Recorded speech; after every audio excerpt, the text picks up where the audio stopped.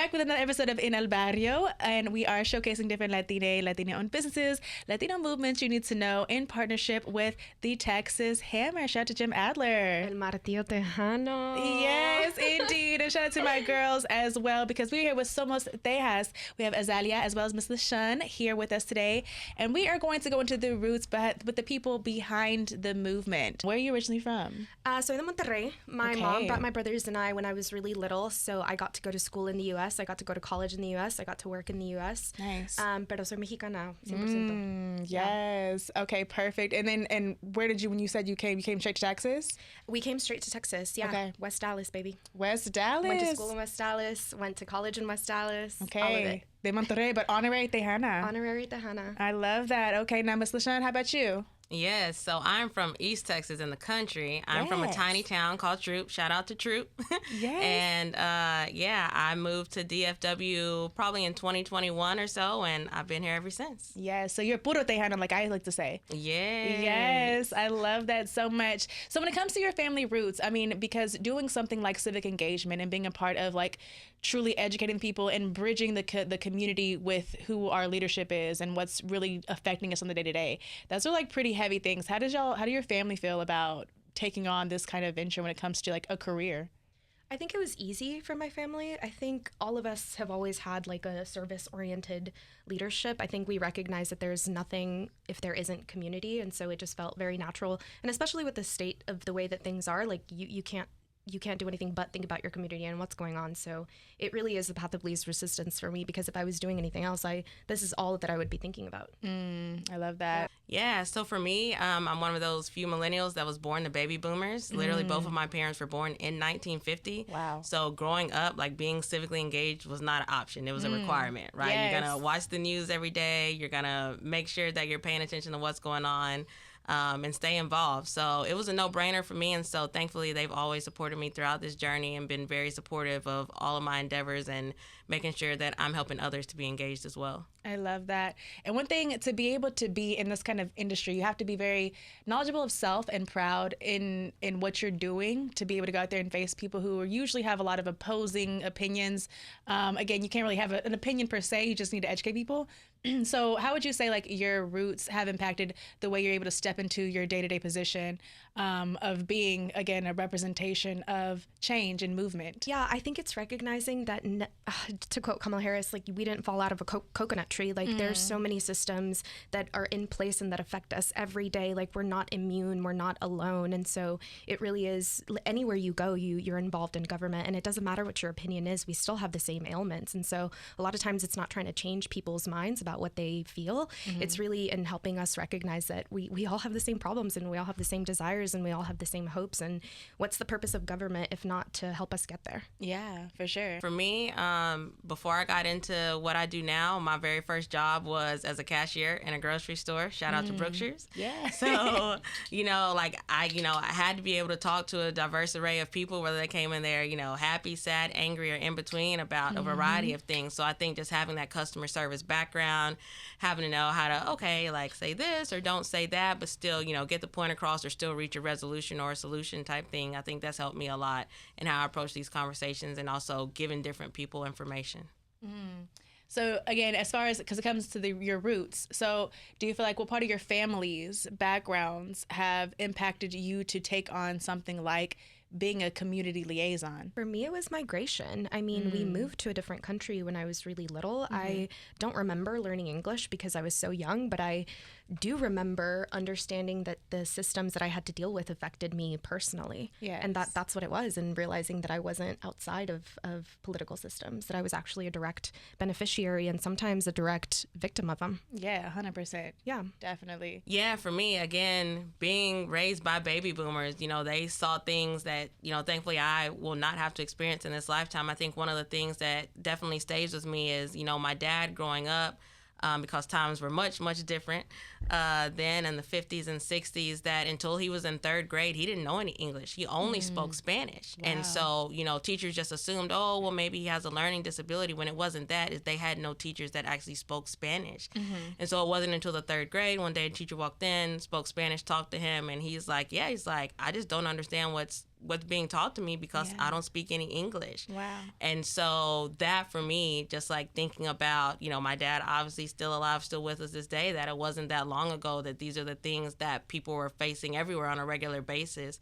And so that for me is something that I always carry with me in all the work that I do, just that, it wasn't that long ago and we have come far, but there's still so much further that we need to go. 100%, girl. And even more so because both of you being Black and brown women, understanding that, yes, there have been some laws that have been changed, but the voice of Black and brown women are very rarely embraced. And we're still kind of finding traction on like being able to speak up on behalf of ourselves. So how do y'all feel like civic engagement is I guess, involved in that and platforming us as women for a huge portion of the people that are out there being affected by these laws and regulations? That's a tough one. I think building community inherently means allowing everybody to feel free to speak. I think a lot of times being a young woman of color, I don't want to go back and forth with people about my identity or the things that I believe are my rights, but I think being in community just makes it easier to feel like you have people backing you up in what you're about to say. So I don't necessarily think that it's about something that we can or can't do. I just think you're a lot tougher when you have your crew behind you. 100%. Yeah. Yeah, and for me, I like to kick it back to the community. So, taking a step back from the civic engagement and thinking about in our everyday lives, who are typically the people that you see, cheering on, the soccer games, the football games, the basketball games, who's usually on the PTA or PTO is usually women. And so, women have been doing this and stepping into this, especially Black and brown women, for literally centuries. And being part of these movements and a lot of time leading these movements. So I think for me, it's just that one of those things where it's like we understand the value and the importance of getting involved with these movements, making sure that our children are aware of these movements and just carrying that torch and continuing that legacy so that, the people that are around us, the people who come after us say, okay, cool, I can do this too.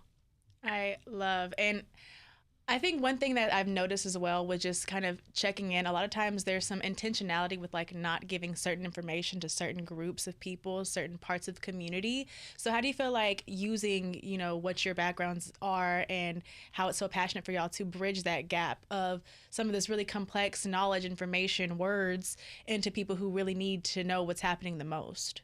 Knowledge is definitely power. I think a lot of times when our community is disenfranchised, either from housing or from education, it's because these systems are so complex that we feel that we're not equipped to understand them. But I think they're a lot simpler than we think they are because trickery happens very easily. So unmasking that and really understanding that doesn't take as much effort as we think it does, but it does. Not understanding that does depend on our continued oppression. So we have to understand what is happening around us to understand what's happening to us. A big part of it for me is just bridging that gap. Several years ago, before coming to Somos Tejas and DFW, I did a thing in my community called 903 Votes. I literally built out a website all on my own time, all for free, and promoted it just so people would have something that was more eye-catching, that was easier to navigate, that they could go on there and they can find out, hey, this is what's on my ballot. Hey, this is where I register to vote. Hey, if I'm a person with disabilities, this is how I can still vote. All that stuff. If I need a translator, so on and so forth. So I think a lot of it for me is using those tools that we see every day. So like make the landing page or, what I mean, put it on social media, things that people are already engaging with and interacting with on a daily basis so that it doesn't seem so foreign or so far away, that they can integrate it into their regular lives. That, oh, okay, cool. If I need the voting information, I'm just going to go here. Or if I need my friend to register to vote, I'm just going to go to this link. And so it's not so overwhelming and it doesn't seem like a process that they're unfamiliar with and unsure about. I love that. And knowledge is power. And that is a powerful presence to do, especially on the interweb when there's so much clouded information, just being straightforward. Here's what you need to know and an efficient way of getting it. So with both of y'all having, again, just slightly different eclectic backgrounds, before Somos Tejas, how in the heck did y'all find Somos Tejas movement? So funny story. A couple of years ago, I was having a conversation with our executive director, Ramiro Luna, who's not here today. And we wanted, our biggest concern was our people continue to rely on political power from a politician. And that is not sustainable. Right. We will not find liberation in any one politician. The liberation that we have to experience has to come within our community. And that's how Somos Tejas got started, just by having a conversation and deciding that no longer were we going to allow our communities to be dependent on who was in office.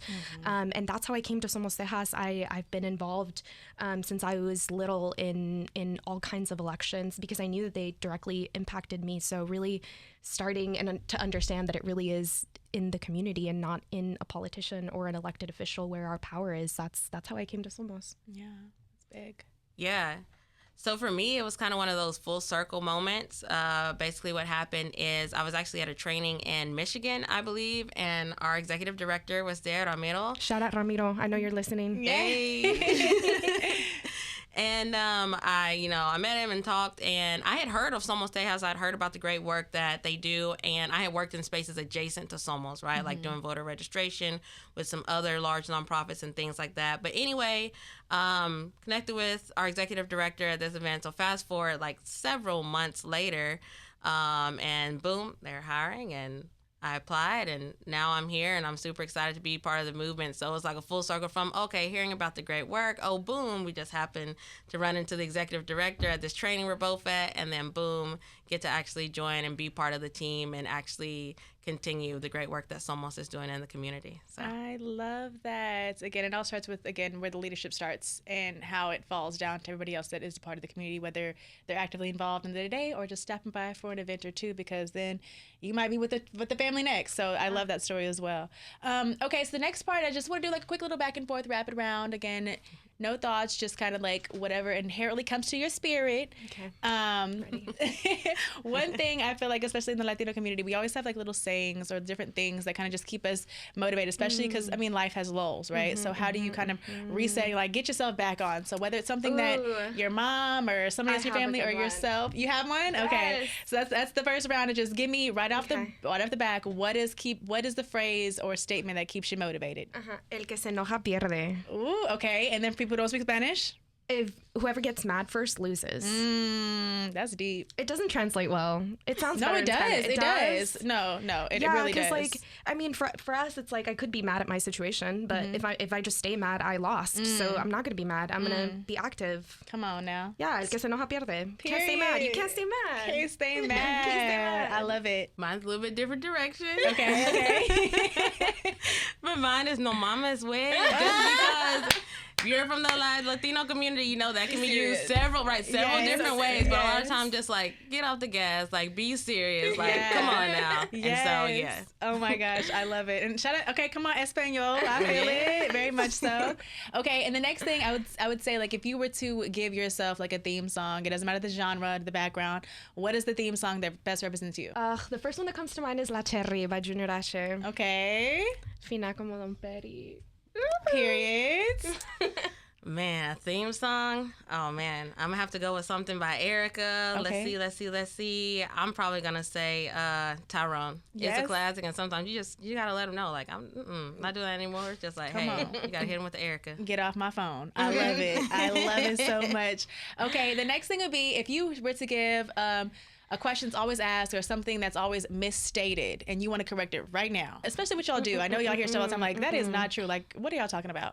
What is this statement or the thought or the idea that you're going to correct right now?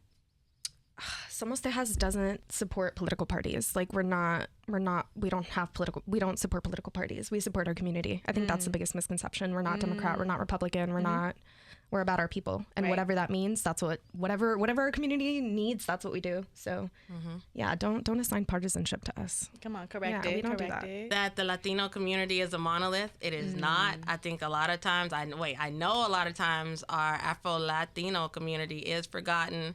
And so when you're out at the grocery store, when you're out whatever, you don't know who's Latino and who's not. So don't just assume. Don't make those assumptions. Don't go with the stereotypes. Yes, that's good. And I'm not always telling people because it's still Latino Heritage Month. They be forgetting because we got half and half a month, but it's still our month, and it's important to understand that every part of the Latino movement has a different experience. So I'm very much so. I love that one. Very good. I haven't been using that enough. People need to be nicer to me. It's Hispanic Heritage Girl, Month. please use. You got about a week and a half left to keep doing it. All right, I'm doing it. I'm on it. I'm on Yes, a mission. please send out and recommend. And then with that being said, because both of y'all are Latinas, right? Hey. Come on now. What's a correction about just being a Latina or an Afro-Latina that you also want to keep correct? I don't like to hear that Latinas are strong or that they're this or that. I think that strength comes out of necessity, and what I wish for all Latinas is a soft and beautiful life. Yes. Ooh. Just a girl. I love Just that. a girl. I love that. That's hard to follow. Gosh, I think that if anything else, to try to follow that, all the love that you pour into your community and to your family, remember to save some of that love for yourself. Remember that each of you, everyone out there, you're deserving of love, especially in the Latino community. I think going off of what Azhalia said, that, that reminder, like, oh, just be strong and, carry all this stuff. It's like, don't forget to take care of yourself as well, right? You can't pour from an empty cup. So, Right.